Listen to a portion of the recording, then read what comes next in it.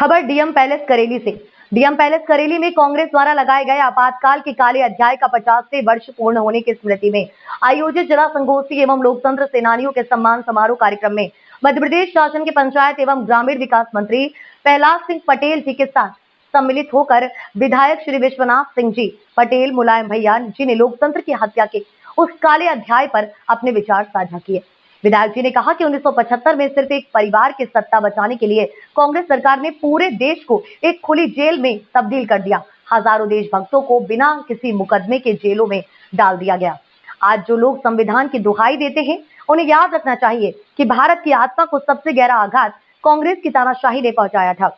तत्कालीन कांग्रेस सरकार ने अभिव्यक्ति की स्वतंत्रता, न्याय और संविधान के मूल्यों का गला घोटकर संविधान की हत्या कर दी थी। हर वर्ष 25 जून हमें याद दिलाता है कि आपातकाल कांग्रेस और एक व्यक्ति की लोकतंत्र विरोधी मानसिकता का प्रतीक था, लेकिन देशवासियों ने अन्याय सहा नहीं, सिंहासन खाली करो का शंखनाद किया और कांग्रेस की तानाशाही को उखाड़ फेंका।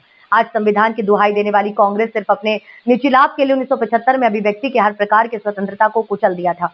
एक परिवार के इर्द गिर्द चलने वाली कांग्रेस आज भी लोकतंत्र में विश्वास नहीं रखती। बबुआ, माफी मत मांगना, चाहे उम्र भर काल कोठरी में क्यों ना कट जाए, कभी सिर मत झुकाना। मां के इन शब्दों ने ऐसी ताकत मिली कि आपातकाल के विरोध में राजनाथ सिंह जी ने लंबा समय जेल में बिता दिया।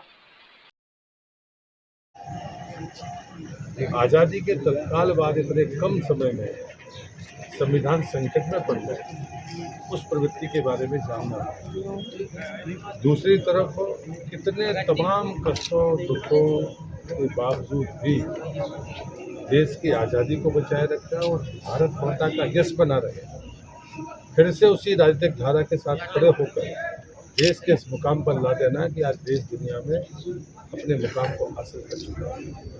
लेकिन इसका ये मतलब नहीं है कि हम विकास की ऊंचाइयां छुएं और ऐसे लोगों की प्रवृत्तियों पर ध्यान न दें। तो मैं नई पीढ़ी से कहूँगा तो दोनों बातों का ध्यान रखें। जिस प्रकार प्रधानमंत्री ने आज़ादी के उन गुमनाम शहीदों को स्मरण कराया जिनकी कुर्बानी बड़ी थी लेकिन उनका नाम कभी नहीं आया, ठीक वैसे ही संविधान की हत्या करने वाले लोगों को छद्म स्वरूप को भी सदैव देखना होगा ताकि दोबारा कोई डकैती ना डाल सके देश के संविधान पर। ये जरूरी है। तो इसलिए मुझे लगता है कि मेरे जैसे कार्यकर्ता हमने वो क्षण देखा है। हम उस पीढ़ी के लोग हैं जिनने आपातकाल को अपनी आंखों से देखा है, अपने कानों से सुना है और परिवारों के कष्टों को देखा है, और उसके बाद हमने इस यशपूर्ण भारत को भी देखा है। तो भाग्यशाली पीढ़ी के लोग हैं, इसलिए हम इस अनुभव के तजुर्बे के आधार पर आने वाली पीढ़ी को आगाह कर रहे हैं कि वो सदैव सचेत रहे।